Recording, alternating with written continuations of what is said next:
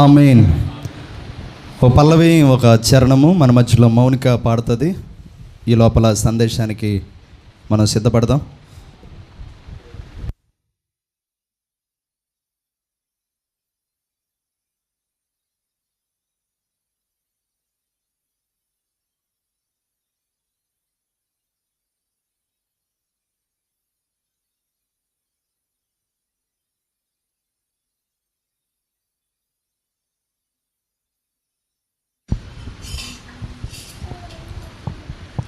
అతి పరిశుద్ధుడా, స్తుతి నైవేద్యము నీకే అర్పించి కీర్తింతును.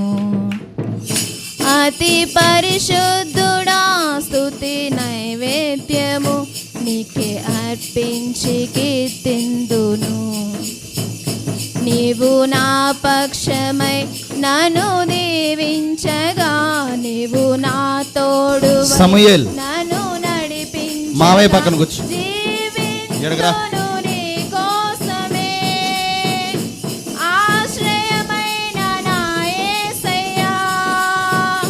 జీవింతును నీ కోసమే, ఆశ్రయమైన నా యేసయ్యా. అతి పరిశుద్ధుడా, స్తుతి నైవేద్యము నీకే అర్పించి కీర్తింతును. అతి పరిశుద్ధుడా, స్తుతి నైవేద్యము నీకే అర్పించి కీర్తింతును.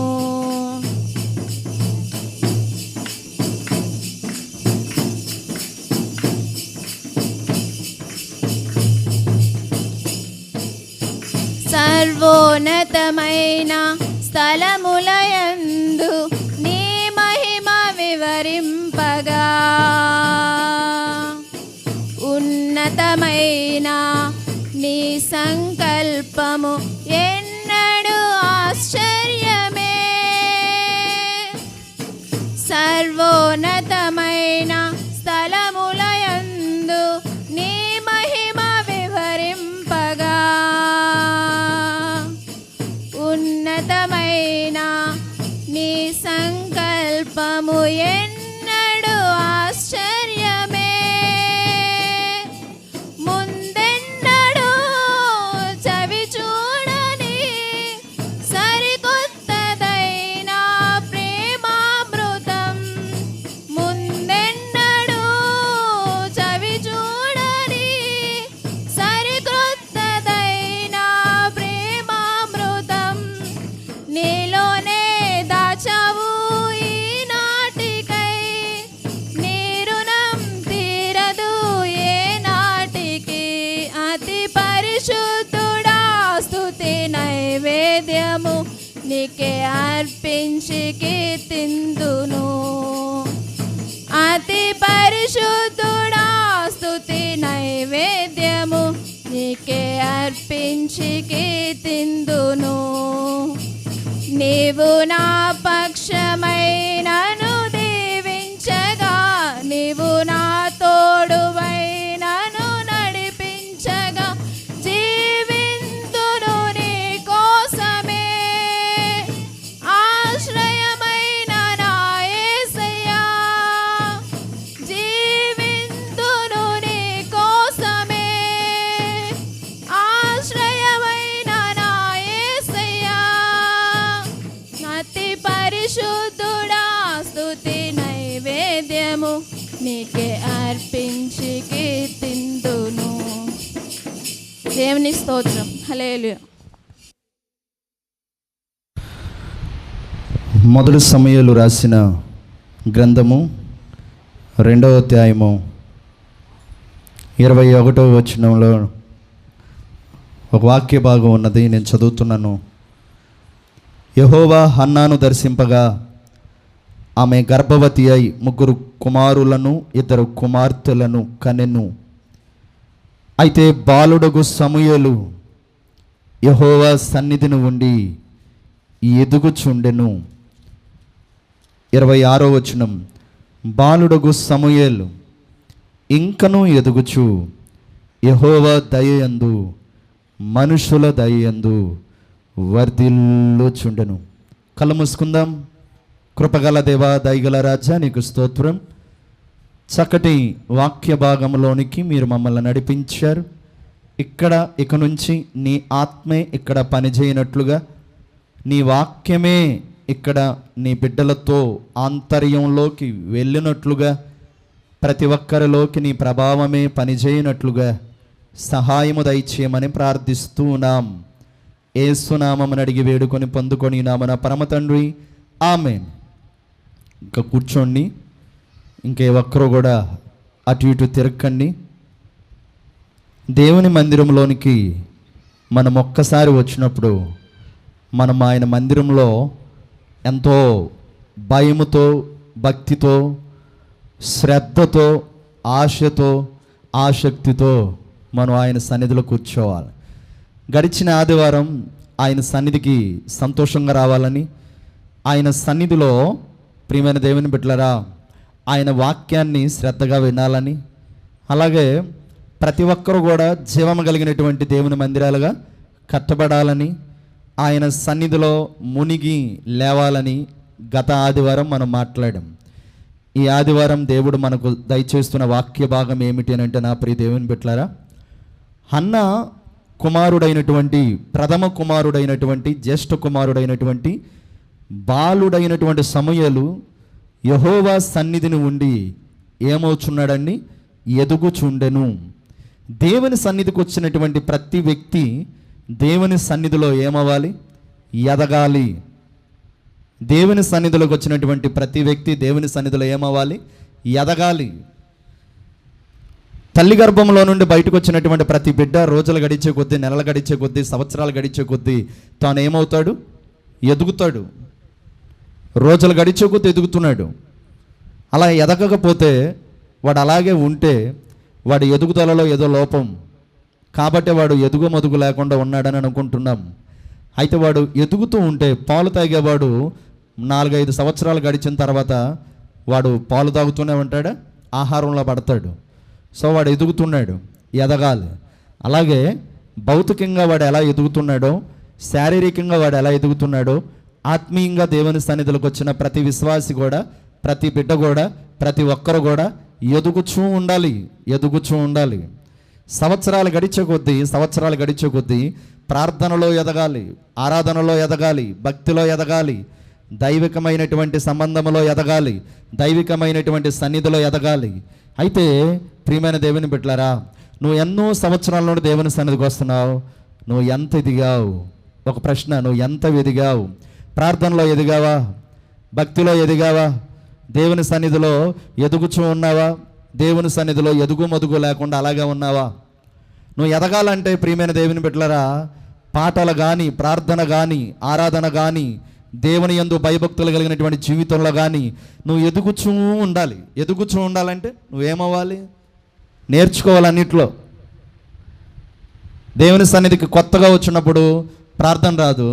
కొన్ని సంవత్సరాలు గడిచేసరికి నీకేం రావాలి? చెప్పండి. ప్రార్థన రావాలి. కొంతమందిని కదిపించండి, 12 సంవత్సరాలు గడిచిన, అమ్మ ప్రార్థన చేయంటే నేను ప్రార్థన చేయలేనంటారు. సంవత్సరాలు గడిచే కొద్దీ ప్రార్థనలో ఎదగాలి, సంవత్సరంలో గడిచే కొద్దీ ఆరాధనలో ఎదగాలి, సంవత్సరాలు గడిచే కొద్దీ భక్తిలో ఎదగాలి. ప్రియమైన దేవుని బిడ్డలారా, ఎదగటమే కాదు, ఎదిగే కొద్దీ ఎలా ఉండాలి? అణిగిమణిగి ఉండాలి. ఎదిగిన మొక్క ఎలా అణిగిమణిగి ఉంటుందో, ఎదిగిన విశ్వాసి, దైవికంగా ఎదిగిన విశ్వాసి అణిగిమణిగి ఉండాలి. ఆచితూచి ఆలోచిస్తూ, అడుగులు వేస్తూ, అనవసరంగా ప్రస్తావించకుండా అవసరమైనటువంటి వచనములే, పలుకులే మాట్లాడుతూ, మరి ఎంతగానో తాను దేవుని సన్నిధిలో ఎదిగే కొద్దీ అణిగిమణిగి ఉంటూ, ఆచితూచి ఆలోచిస్తూ ఆయన సన్నిధిలో ఏమవ్వాలి అని అంటే, మనుషుల ఎడల, దేవుని ఎడల వర్ధిల్లాలి. దేవునికి స్తోత్రం చెప్పండి ఒకసారి, హల్లెలూయా. సమూయేలు ఎదిగాడు, సమూయేలు వర్ధిల్లాడు. ఎదుగుదల లేకుండా ఒక వ్యక్తి వర్ధిల్లలేడు. దేవుని సన్నిధికి రావటం కాదు, దేవుని సన్నిధిలో పాటలు పాడటం కాదు, దేవుని సన్నిధిలో ప్రార్థించడం కాదు. దేవుని సన్నిధిలో నువ్వు ఎదగాలి. నువ్వు ఎదిగిన తర్వాత నువ్వు ఏమవుతావునంటే వర్ధిల్లుతాం ప్రారంభిస్తావు. వర్ధిల్లుతావు, ఆధ్యాత్మికంగా వర్ధిల్లుతావు, భౌతికంగా వర్ధిల్లుతావు. ఇక నాకు ఏ శబ్దం వినపడకూడదు, ఓన్లీ వాక్య శబ్దం తప్ప. ఇక అందరి మనసులు వాక్యం మీద పెట్టండి, ఇంకెవరు అటు ఇటు తిరక్కండి, శ్రద్ధగా వాక్యం మీద పెట్టండి. ఒక వ్యక్తి దేవుని సన్నిధిలో ఏమవ్వాలి? ఎదగాలి. ఎదిగిన తర్వాత ఏమవుతాడు? అతను వర్ధిల్లుతాడు. ఎదగకుండా వర్ధిల్లడు. నీ కుటుంబంలో నువ్వు వర్ధిల్లాలా, ఆధ్యాత్మికంగా వర్ధిల్లాలా, దైవికంగా వర్ధిల్లాలా, అంటే నువ్వు ఉన్నతమైన స్థితికి రావాలా. అలా రావాలంటే ఆయన సన్నిధిలో ఎదగటం అలవాటు పడాలి.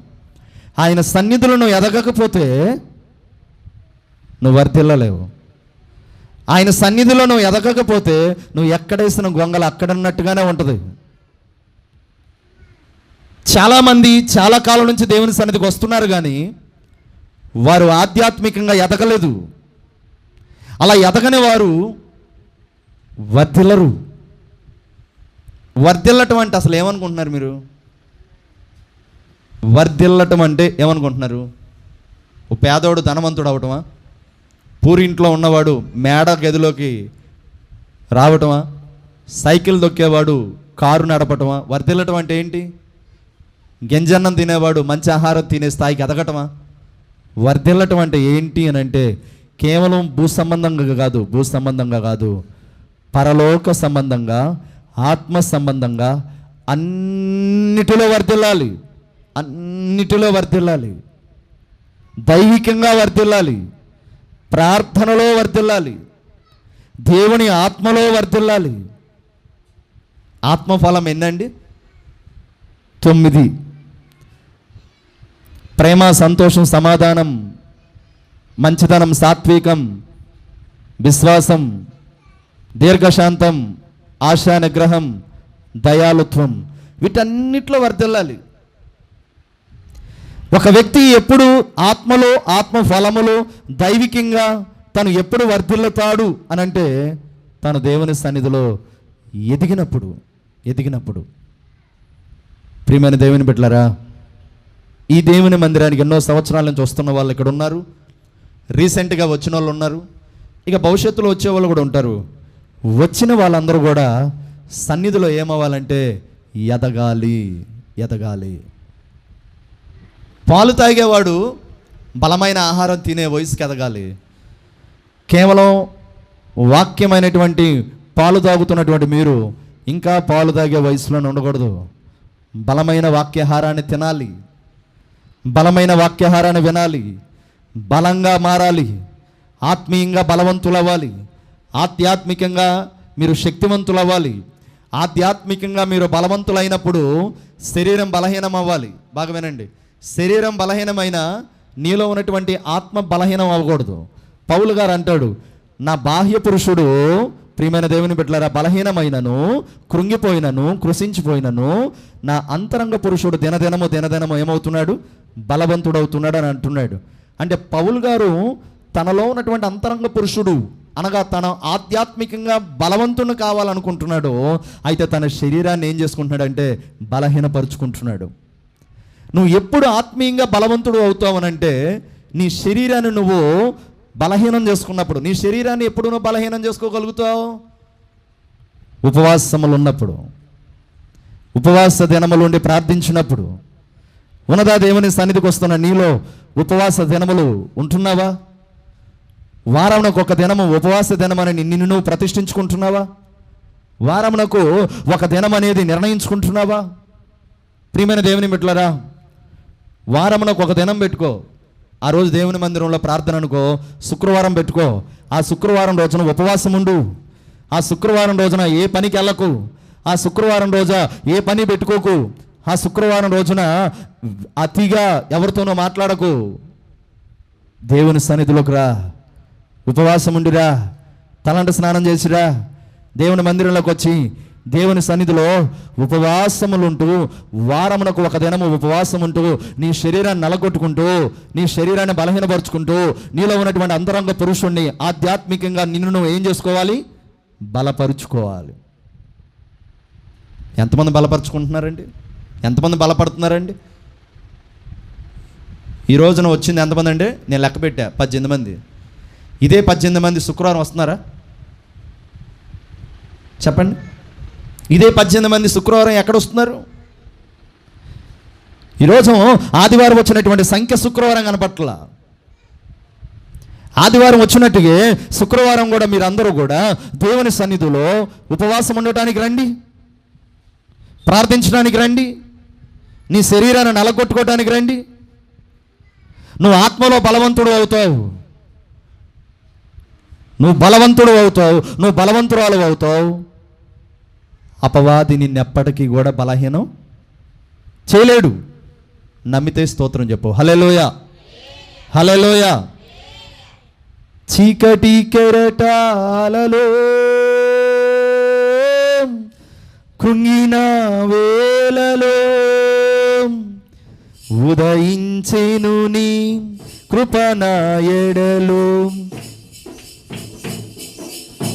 ఉదయించెను నీ కృప నా ఎడలో, చెదరిన మనసే నూతనమాయన, ఉదయించెను నీ కృప నా ఎడలో, చెదరిన మనసే నూతనమాయన, మనుగడయే మరో మలుపు తిరిగేనా, మనుగడయే మరో మలుపు తిరిగేనా, నీ ప్రేమే నన్ను, అందరూ పాడండి, నీ కృపయే నన్ను ఆదరించేను,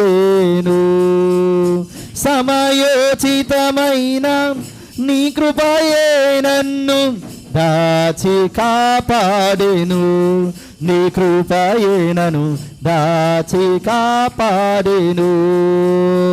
దేవునికి మహిమ కలుగును గాక. హల్లెలూయా, హల్లెలూయా. ఆదివారం వచ్చిన సంఖ్య శుక్రవారం రావాలి. అప్పుడే సంఘం ఎదిగినట్టు, అప్పుడే నువ్వు ఆధ్యాత్మికంగా ఎదిగినట్టు. ఆదివారం 20 మంది కనపడుతున్నారు, శుక్రవారం 2 కనపడుతున్నారు యావరేజ్గా. ఓ పాస్టర్ గారని మీ సంఘంలో ఎంతమంది విశ్వాసులను అడిగారు. ఆయన అన్నాడు, మా సంఘంలో 150 మంది విశ్వాసులు అయ్యారు అన్నాడు. తర్వాత ఈ 150 మంది అని చెప్పిన పాస్టర్ గారు ఈయన అడుగుతున్నాడు, మీ సంఘంలో విశ్వాసాలు ఎంతమంది అంటే, ఈయన అంటున్నాడు, మా సంఘంలో 5 అంటున్నాడు.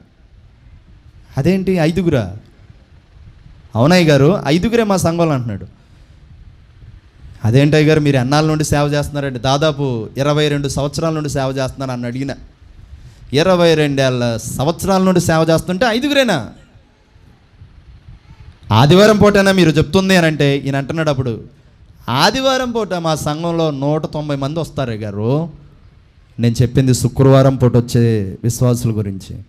శుక్రవారం పూట ఎంతమంది? 5.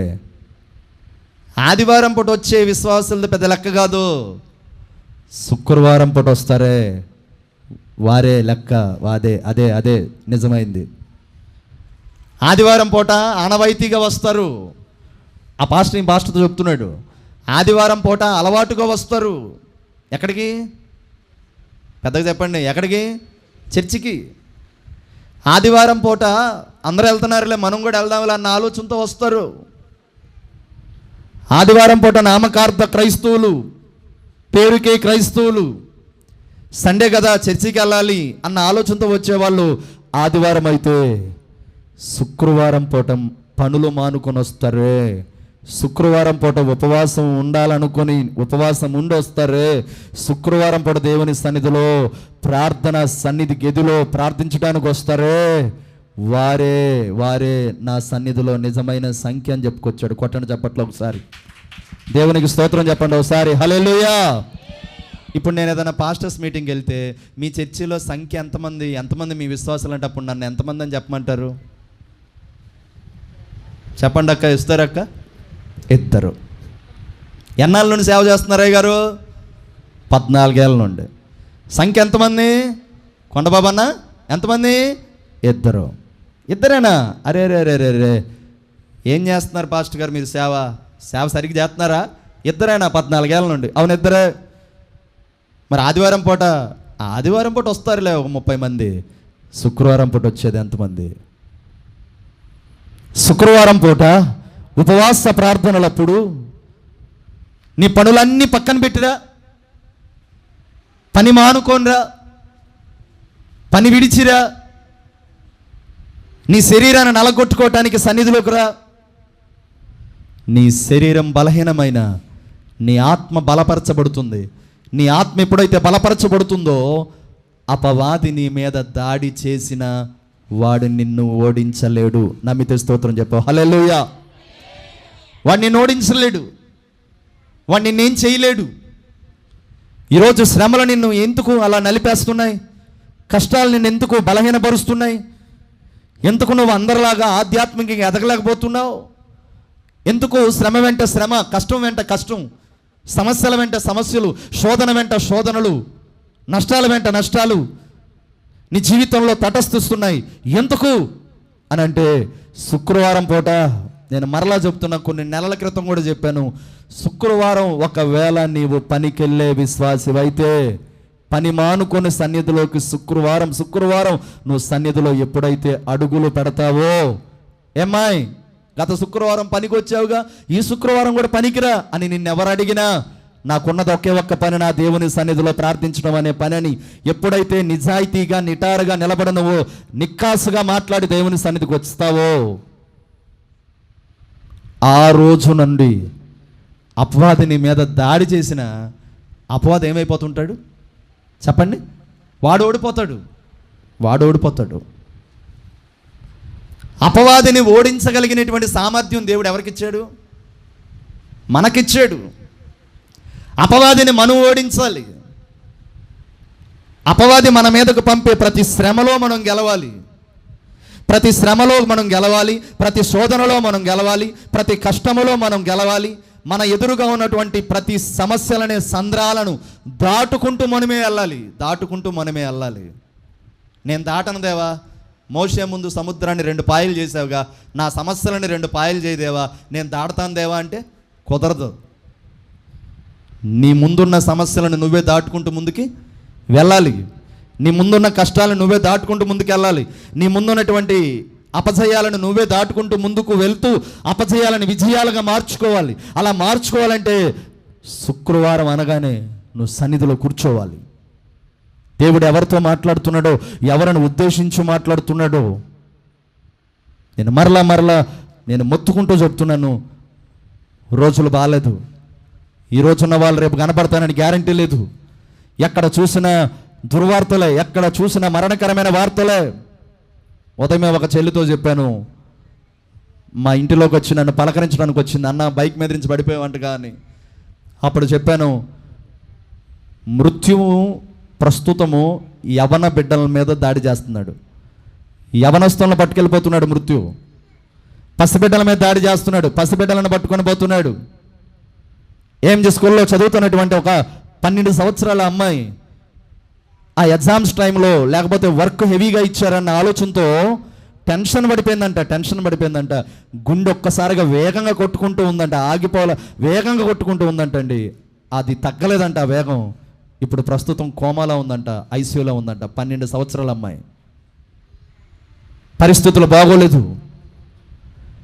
గడిచినటువంటి దినముల క్రితం కూడా యవన బిడ్డలు, ప్రియమైన దేవుని బిడ్డలారా, మరణించారు.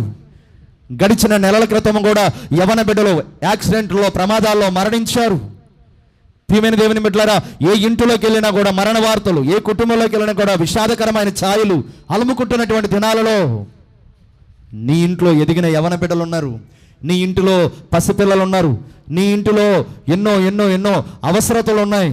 అటువంటి పరిస్థితుల్లో నీ అవసరతలన్నీ కూడా నువ్వు తీర్చుకోవడానికి, నీ ఎదిగిన బిడ్డలను కూడా ఫలించడు కొమ్మలాగా మార్చుకోవడానికి, నీ ఇంట్లో ఉన్నటువంటి పసి బిడ్డలను మరణం వచ్చి మింగివేయకుండా నువ్వు కాపాడుకోవాలంటే నువ్వు చేయవలసిన ఒకే ఒక్క ప్రాముఖ్యమైన పని ఏంటో తెలుసా? ఫ్రైడే సన్నిధిలోకి రావటం. శుక్రవారం సన్నిధిలోకి వచ్చి కన్నీరు గార్చి ఇక్కడ, శుక్రవారం సన్నిధిలోకి వచ్చి అంగలార్చి ఇక్కడ, శుక్రవారం సన్నిధిలోకి వచ్చి రోధించి ఇక్కడ, శుక్రవారం సన్నిధిలోకి వచ్చి ప్రార్థించి ఇక్కడ, శుక్రవారం సన్నిధిలోకి వచ్చి ప్రియమైన దేవుని బిడ్డలారా, నువ్వు రోధించటం, ప్రార్థించటం, అంగలార్చటం, కన్నీరు గార్చటం నువ్వు నూతనంగా ప్రారంభించి అది కొనసాగించి చూడు. నీ జీవితంలో నీకు అడ్డుగా ఉన్నటువంటి ఎర్ర సముద్రాల లాంటి సమస్యలన్నీ నా దేవుడు పాయలు చేయునుగాక. నిన్ను మాత్రమే నేనమ్మానయ్యా, నీవు మాత్రమే నేను మాత్రమే నేనమ్మానయ్యా, నీవు మాత్రమే నా ధైర్యం యేసయ్యా. నీ బాహుబలమే నడిపించెను, నీ స్థితులన్నిటినీ సరిచేయును. నీ బాహుబలమే నడిపించెను, నా స్థితులన్నిటినీ సరిచేయును. కృప చూపువాడవయ్యా, నీ పిల్లలకు కృప చూపువాడవయ్యా, కృప చూపువాడవయ్యా, నీ పిల్లలకు కృప చూపువాడవయ్యా. నేను మాత్రమే నేనమ్మానయ్యా, నీవు మాత్రమే నా ధైర్యం యేసయ్యా. నీవు సెలవీయగా కలుగనిదేముంది, వాక్కును పంపగా నీవు సెలవీయగా కలుగనిదేముంది, వాక్కును పంపగా సకలము నీదేనయ్యా, శ్రీమంతుడా స్తుతి నీకు పాడెదనయ్యా. సకలము నీదేనయ్యా, శ్రీమంతుడా స్తుతి నీకు పాడెదనయ్యా. సమకూర్చువాడవయ్యా, నీ పిల్లలకు సమకూర్చువాడవయ్యా. అందరూ పాడండి. నిన్ను మాత్రమే నేనమ్మానయ్యా, నీవు మాత్రమే నా ధైర్యము యేసయ్యా.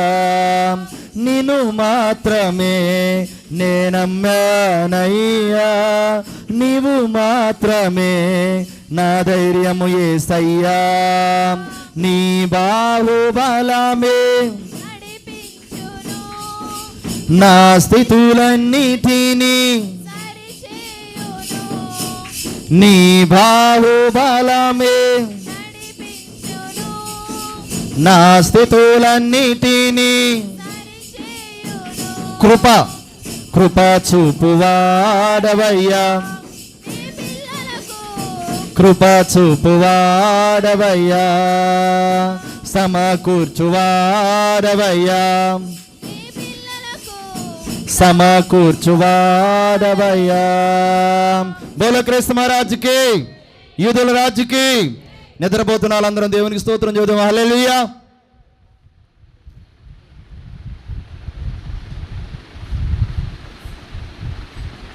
ఇక నుండి మేము శుక్రవారం దేవుని సన్నిధిలోకి వస్తామన్న వాళ్ళందరం దేవునికి స్తోత్రం చెప్పండి. హల్లెలూయా. చెప్పిన వాళ్ళందరూ రాకపోతే ఎవరికి లెక్కప్ప చెప్పాలి? దేవునికి. ఖచ్చితంగా వస్తానని అనుకుంటేనే చెప్పండి. చెప్పేశారు మీరు అందరూ, దాదాపు చెప్పేశారు. ఇప్పుడు వచ్చే శుక్రవారం ఉపవాస ప్రార్థన ఉంటుంది. ఎంతమంది వస్తారో చెప్తాను అది కూడా. ఆదికాండం 32వ అధ్యాయం 22వ వచనం నుండి నేను చదువుతున్నాను, మీరు చూడండి. ఆ రాత్రి అతడు లేచి తన ఇద్దరు భార్యలను, తన ఇద్దరు దాసీలను, తన 11 మంది పిల్లలను తీసుకొని యబ్బోకు రేవు దాటిపోయాను. యాకోబు వారిని తీసుకొని ఆ ఏరు దాటించి తన కలిగినదంతా పంపివేసెను. యాకోబు ఒక్కడే మిగిలిపోయాను. ఒక నరుడు తెల్లవారు వరకు అతనితో పెనుగులాడెను. ఇప్పుడు చూడండి, అందరు కాస్త వాక్యం వైపు చూడండి. ఇక ఎవరు అలర్ట్ చేయకండి. శుక్రవారం పూట ఉపవాసం ఉండి ప్రార్థనలోకి రావాలని మొదట మనం మాట్లాడుకుని ఉన్నాం. రెండోదిగా యాకోబు తెల్లవారు వరకు ఒక్కడే ప్రభుతో పెనుగులాడాడు. తెల్లవారు వరకు అంటే రాత్రంతా కూడా ఏం చేశాడు? ప్రార్థించాడు. రాత్రంతా ప్రార్థన చేసిన మొట్టమొదటి బైబిల్ గ్రంథంలో రాత్రంతా తెల్లవారు వరకు దేవునితో హాల్ నైట్ ప్రార్థన గడిపిన భక్తుడు ఎవరు అని ప్రశ్నిస్తే టక్కని చెప్పాలి. ఎవరు? యాకోబు. The first hall night Bible గ్రంథంలో ఇక్కడ జరిగింది. సంపూర్ణ రాత్రి ప్రార్థన. సంపూర్ణ రాత్రి ప్రార్థనకు రావాలి అందరూ. బలిపీఠం మీద నుండి రావాలని నేను అంటున్న నాకు అలవాటు, రాకుండా మీరు ఆగిపోవటం మీకు అలవాటు అయిపోయింది. సరిపోయాం మన సంఘం.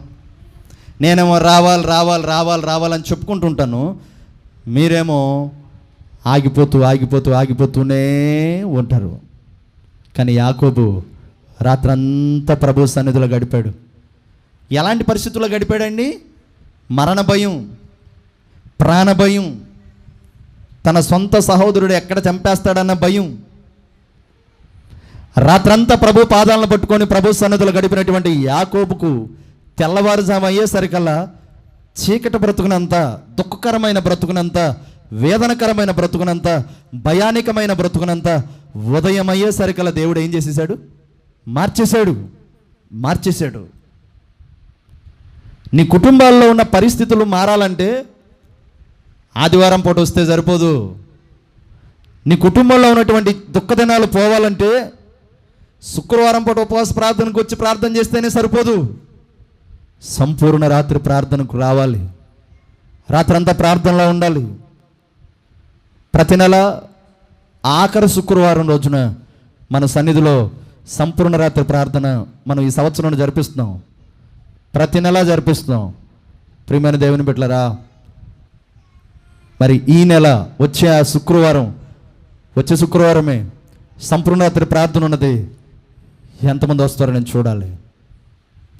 నీ ఇంట్లో ఆ రోజున నిద్రపోయే దినమైతే ఆ రోజున నిద్ర మాని. ఈరోజు అయ్యగారు శుక్రవారం పూట పనికి వెళ్ళటం మానేమంటున్నాడు.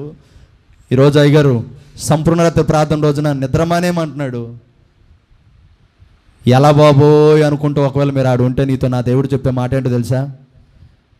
నువ్వు పని మానేసి శుక్రవారం రా, నువ్వు నిద్ర మానేసి సన్నిధిలోకి రా, నువ్వు ఇక్కడ ప్రభుని ఆరాధించు, దేవుడు నీ ఇంట్లో పని చేయటం ప్రారంభిస్తాడు. కొట్టండి చప్పట్లో ఒకసారి. దేవునికి స్తోత్రం చెప్పు ఒకసారి. హల్లెలూయా. నువ్వు ఇక్కడ ప్రార్థన చేయటం ప్రారంభిస్తే ప్రభు పని చేయటం అక్కడ ఆరంభిస్తాడు.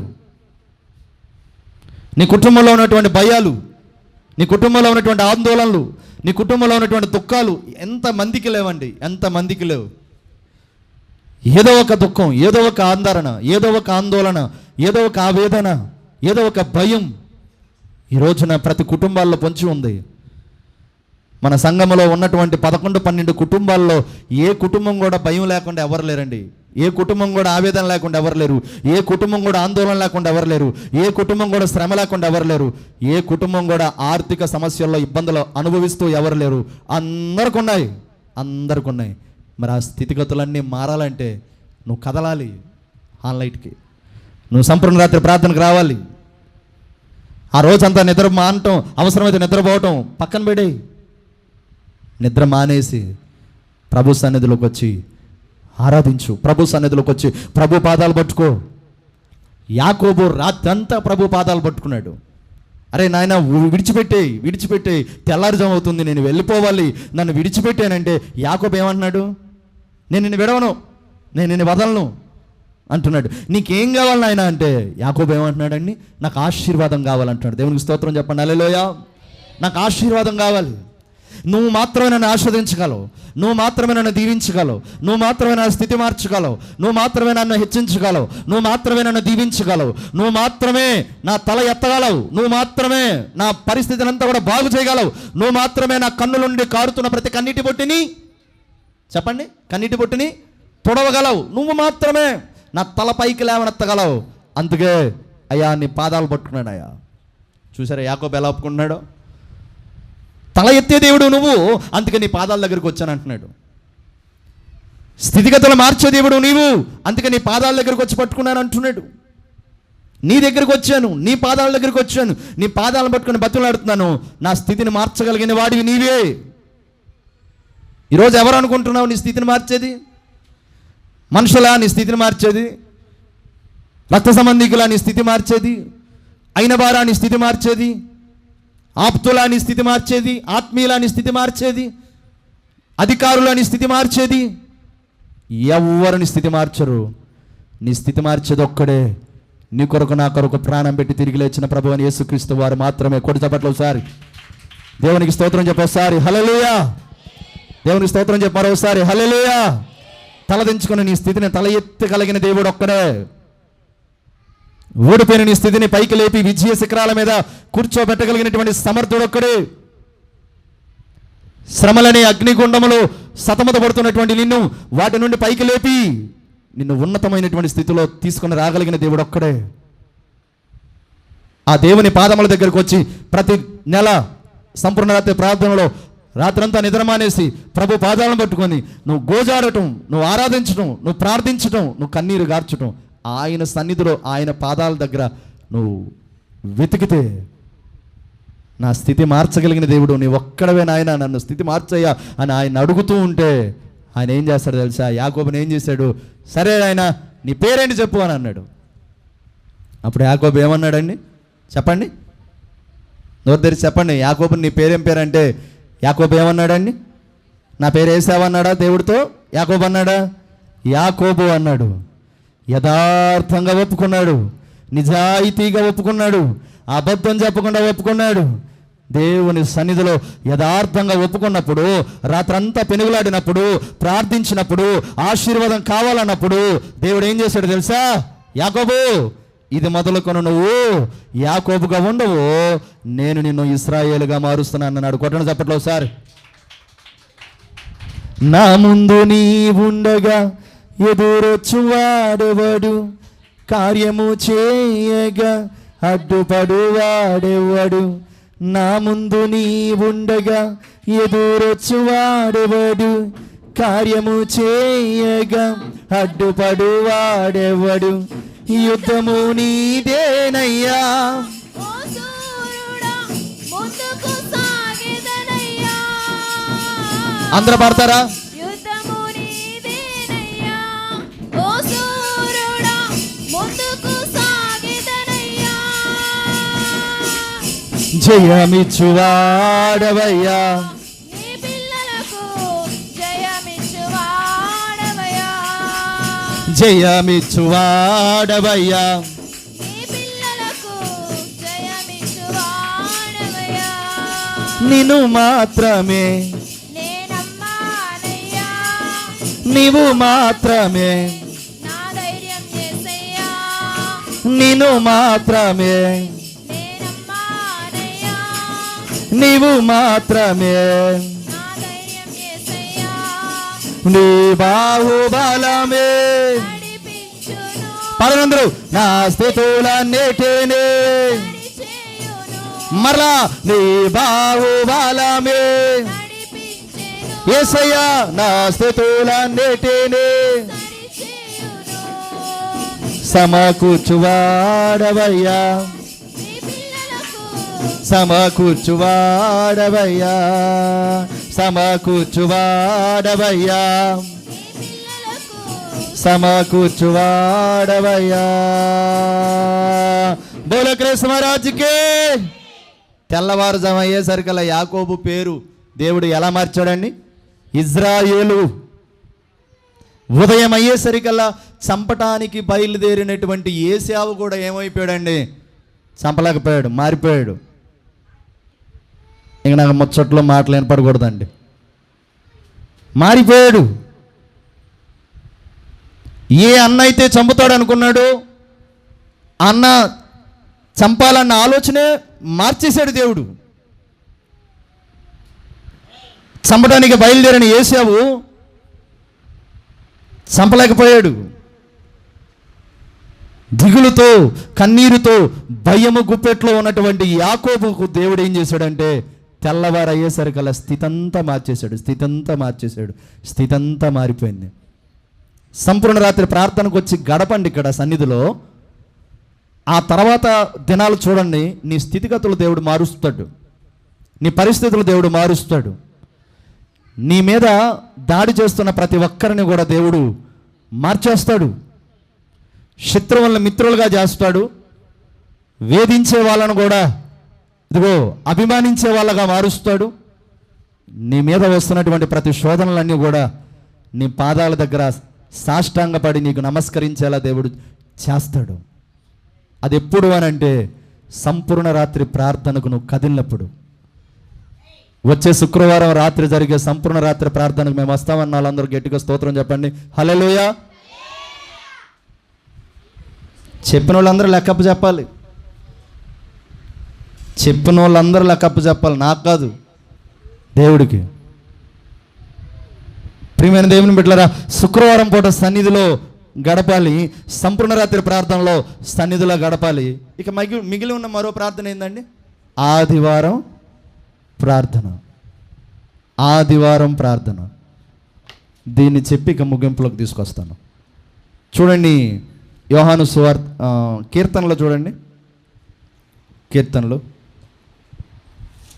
యోహాను కాదు, కీర్తనలు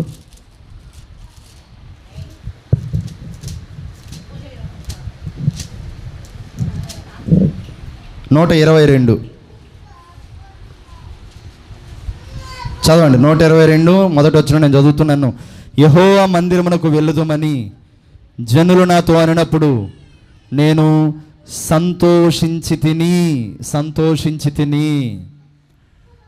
శుక్రవారం పూట ఉపవాస ప్రార్థనకు వస్తూ, సంపూర్ణత ప్రార్థనకి వస్తూ, ఇక మిగిలి ఉన్నది ఏమిటి అని అంటే ఆదివారం ఆరాధనకు వస్తూ ఉండాలి. ప్రతి క్రైస్తవుడు, ప్రతి విశ్వాసి సండే చర్చిలో కనపడాలి. ఒకవేళ తనకు బలహీనత ఉంటే రాలేకపోయినా దేవుడు మన్నిస్తాడు. ఒకవేళ ఆ రోజున ఆ సమయమున అందుబాటులో అక్కడ ఉండకుండా వేరే చోటన ఉంటే పర్వాలేదులే అని మన్నిస్తాడు. వేరే చోట ఒకవేళ వేరే ఊరికి వెళ్ళినా ఆదివారం నాడు ఆ దగ్గర పరిసర ప్రాంతాల్లో ఎక్కడైనా చర్చి ఉంటే బాగుండని చర్చిలో కనపడాలి. కొంతమంది విచిత్రంగా ఒక విషయం చెప్పనా, ఈరోజు ఆదివారం అంటే ఈరోజు ఉదయమే బయలుదేరతారు. ఎక్కడికి చెప్పండి ఎక్కడికి? చెల్లెల్లో వింటున్నారా? పిల్లలతో ఆడుకుంటున్నారా? వినండి, ఆదివారం పూట ఆరాధన అన్న ఆ రోజే ప్రయాణాలకి వెళ్తుంటారు. ఆదివారం పూట చర్చి అన్నప్పుడు ప్రియమైన దేవుని బిడ్డలారా, ఒక విషయం చెప్పనా, అందరూ చూడండి, ఫంక్షన్లు మనకి ఎక్కువగా ఏ రోజు తగులుతాయి? ఆదివారం నాడే తగులుతాయి. చుట్టాలు ఎక్కువగా ఏ రోజు వస్తారండి? భలే చెప్తున్నారు, ఆదివారం నాడే వస్తారు.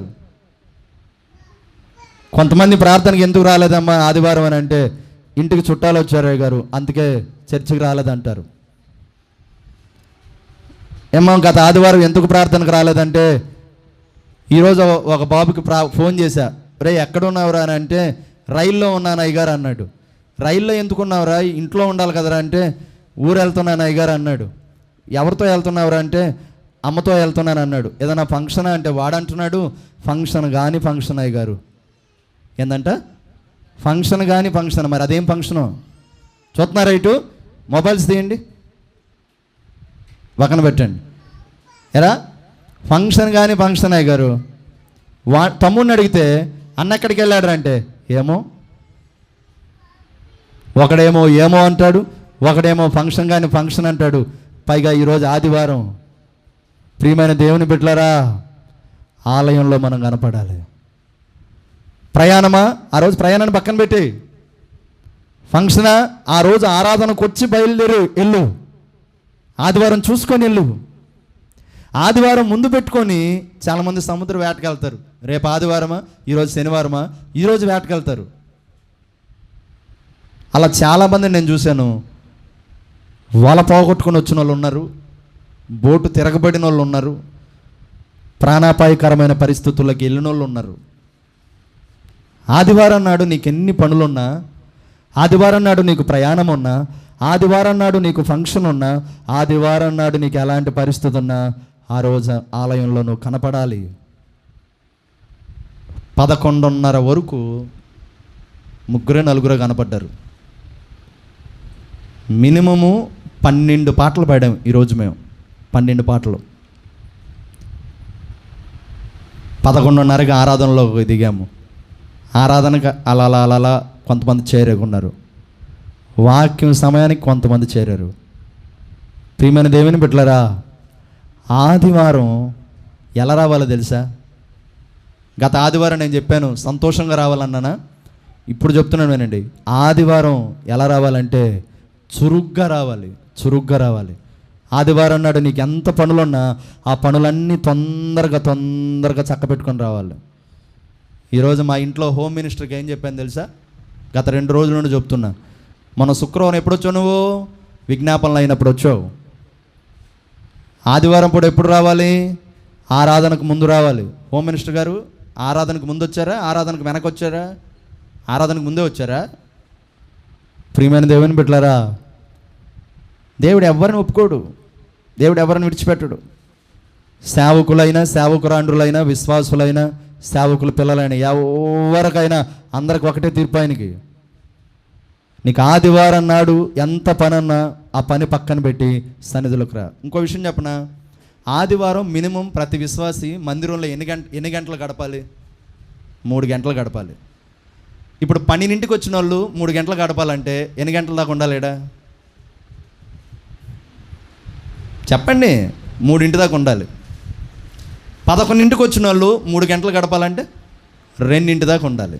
10ంటికి వచ్చిన వాళ్ళు 3 గంటలు గడపాలంటే 1 గంట దాకా ఉండాలి. ఇప్పుడు మీకే నేను ఆప్షన్ ఇస్తున్నా. నువ్వు 10ంటికి వస్తే నువ్వు 1 గంట దాకా ఉంటే 3 గంటలు గడిపినట్టే. నువ్వు 11ంటికి వస్తే నువ్వు 3 గంటలు గడపాలంటే నువ్వు 2 దాకా ఉండాలేడా? నువ్వు 12ంటికి వచ్చిన విశ్వాసం అనుకో, నువ్వు 3 గంటలు గడపాలంటే నువ్వు 3 దాకా ఉండాలేడా? మరి అప్పుడు 12 గంటలకు వచ్చిన వాళ్ళని బట్టి నేను 3 గంటల దాకా ప్రార్థన కొనసాగిస్తూ ఉన్నాను అనుకో, 10 గంటల నుంచి వచ్చిన వాళ్ళ పరిస్థితి ఏంటి? 11 గంటల నుండి వచ్చిన వాళ్ళ పరిస్థితి ఏంటి? అబ్బో మేము ఎంతో ముందుగా వస్తే లేటుగా వచ్చారని వాళ్ళని బట్టి మీరు 3 గంటల దాకా ఉంచారని వీళ్ళు సనుక్కోవటం ప్రారంభిస్తారు, వీళ్ళు విసుక్కోవటం ప్రారంభిస్తారు. నువ్వు 12 గంటలకు వచ్చి 1 గంటకి వెళ్ళిపోతున్నావు అంటే అప్పుడు సన్నిధిలో నువ్వు 1 గంటనా? వారానికి నువ్వు వచ్చి 1 గంట గడిపి నువ్వు వెళ్తున్నావు. వారానికి ఒకసారి వచ్చి నువ్వు 1 గంట ఇక్కడ ఉండి ప్రార్థన చేసి వాక్యం విని వెళ్ళిపోతున్నావు. 1 గంట నువ్వు సన్నిధిలో గడిపితే నీ పరిస్థితులు మారిపోతాయా? ఆలోచించు ఒకసారి. 1 గంట సన్నిధిలో గడపడానికి ఎంతో ప్రియమైన దేవుని పట్ల ఆటుపోట్లు పడుతున్నావు, ఆప్సోపాలు పడుతున్నావు. 1 గంట కూర్చోటానికి, 2 గంటలు కూర్చోటానికి, 3 గంటలు కూర్చోటానికి. ప్రియమైన దేవుని బిడ్డలారా, దేవుని సన్నిధిలో దేవుని సన్నిధిలో 3 గంటలు కూడా నువ్వు దేవునికి ఇవ్వలేకపోతున్నావు. దేవుని సన్నిధిలో 3 గంటలు నువ్వు ప్రాధాన్యత దేవునికి ఇవ్వలేకపోతున్నావు. నీ పరిస్థితిని దేవుడు ఎలా మార్చగలడు? నీ జీవితాన్ని ఎలా చక్కపరచగలడు? నీ కుటుంబాన్ని ఎలా ఉన్నతమైన స్థితికి తీసుకొని రాగలడు? నీకున్నటువంటి అవమానకరమైన పరిస్థితిని ఎలా ఆయన ఆహ్లాదకరమైన పరిస్థితిగా ఎలా మార్చగలడు? అంటే వారంలో ఒక వారం ఆదివారం రావటం చాలా గగనము, పైగా ఆదివారం వచ్చావు, గంటే ఉంటున్నావు. ఈ 1 గంటలో నీ పరిస్థితులన్నీ మారిపోతాయా?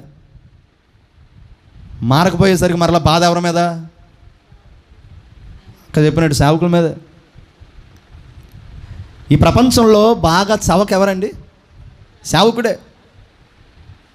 చవక ఏదైనా అనేచ్చే సేవకుడిని.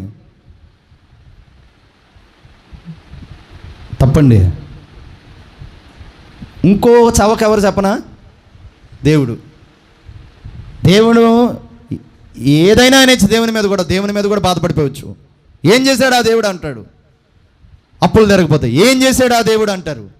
స్థితిగతులు మారకపోతే ఏం చేశాడు ఆ దేవుడు అంటారు. ఏం చేయాలి ఆయన? రోజు నిన్ను పోషిస్తున్నాడు, రోజు నిన్ను సంరక్షిస్తున్నాడు, రోజు నిన్ను కాపాడుతున్నాడు, రోజు నిన్ను అనుక్షణము తన రెక్కల నీడలో భద్రపరుచుకొని ఆయన నిన్ను భద్రపరుస్తున్నాడు. ఇంకేం చేయాలి ఆయన? ఇంకేం చేయాలి? వేటకెళ్ళినటువంటి నీ భర్తను క్షేమంగా తీసుకొస్తున్నాడు, స్కూల్కి వెళ్ళినటువంటి నీ బిడ్డల్ని క్షేమంగా తీసుకొస్తున్నాడు, పనికి వెళ్ళినటువంటి నిన్ను క్షేమంగా ఇంటికి తీసుకొస్తున్నాడు. ఇంకేం చేయాలి ఆయన? సంవత్సరానికి 365 రోజులు నిన్ను కాపాడుకుంటూ వస్తున్నాడు, నీకు కావాల్సిన బత్యం ఇస్తున్నాడు, నీకు కావాల్సిన పోషణ ఇస్తున్నాడు. ఇంకేం చేయాలి? ఇంకేం చేయాలి?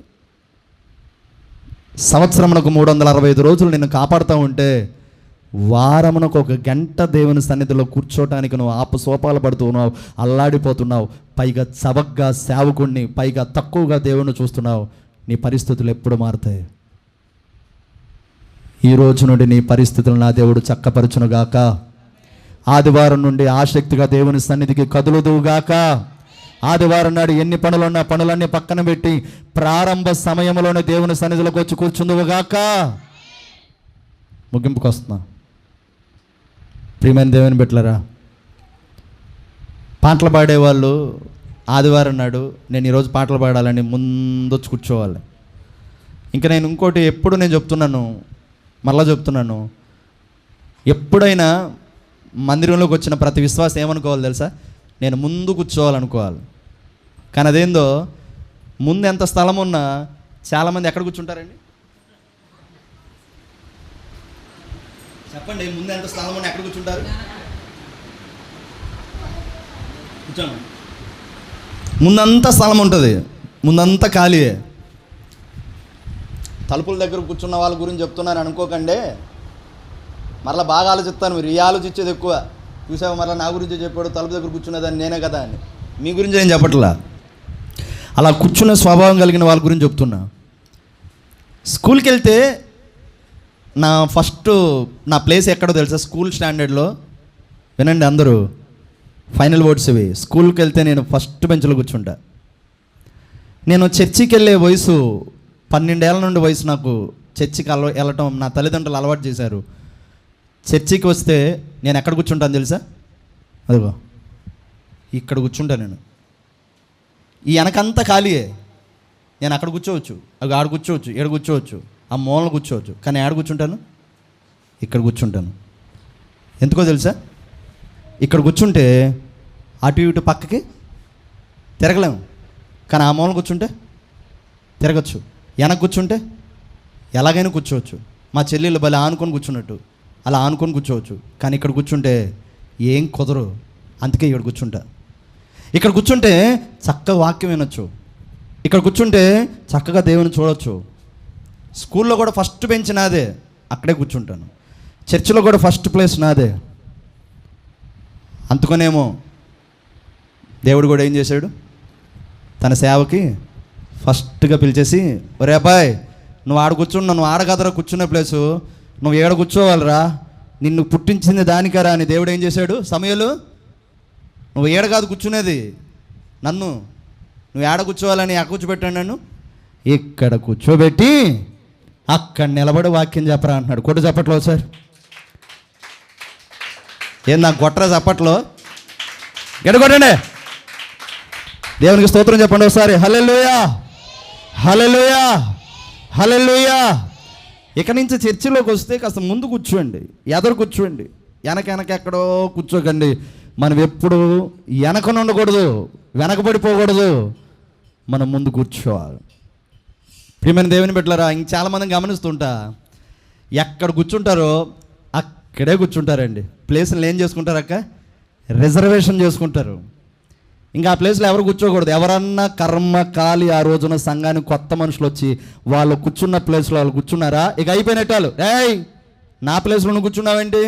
ఇది నా ప్లేస్, ఇది నా స్థలం. ఎంత కొన్నావు? ఎంత కొనేసావు ఆ ప్లేసు? ఇంకొంతమంది ఎక్కడ కూర్చుంటారు చెప్పండి. చాలా చర్చిల్లో నేను చూశాను, ఎక్కడ చర్చిలకు మెట్ల దగ్గరకు వచ్చేసరికి వాళ్ళు ఫస్ట్ చూసేది ఏంటో తెలుసా? ఎక్కడెక్కడ ఫ్యాన్లు ఉన్నాయి, ఎక్కడెక్కడ ఉన్నాయి ఫ్యాన్లు. ఓహో, ఈ ప్లేస్లో ఫ్యాన్ ఉందా, ఫ్యాన్ కింద కూర్చోవాలి. పాప మా సమయాలు ఫ్యాన్ కింద కూర్చున్నాడు. ఫ్యాన్ కింద కూర్చునే సమయాలను తీసుకుని ఏడ కూర్చోబెట్టాను? ఇక్కడ కూర్చోబెట్టాను. చాలా కష్టం వేసింది. కొంతమంది ఫ్యాన్లు చూసుకుంటారు, ఫ్యాన్ల కింద కూర్చుంటారు, కొంతమంది కూర్చున్న ప్లేస్లోనే కూర్చుంటారు. మంచిదే, కరెక్ట్గా మా ఎస్తరక్క లైన్లో ఉన్న వాళ్ళందరూ కరెక్ట్గా ఆ ప్లేస్లోనే కూర్చుంటారు. ప్రియమైన దేవుని బిడ్డలారా, మనం ఎప్పుడు కూడా ప్రభు సన్నిధిలో ముందుకు కూర్చుందముగాక. శుక్రవారం ఉపవాస ప్రార్థనకి, సంపూర్ణ రాత్రి ప్రార్థనకు, ఆదివారం ఆరాధనకు, ఈ 3 ప్రార్థనలకు, ఈ 3 సహవాసాలకు మనం ఎప్పుడైతే రావటం ప్రారంభిస్తూ మనం ఎప్పుడైతే ఈ 3 ప్రార్థనల్లో పాల్గొంటూ మనము కొనసాగిస్తామో, మన దేవుడు చేసే పని ఏంటో తెలుసా?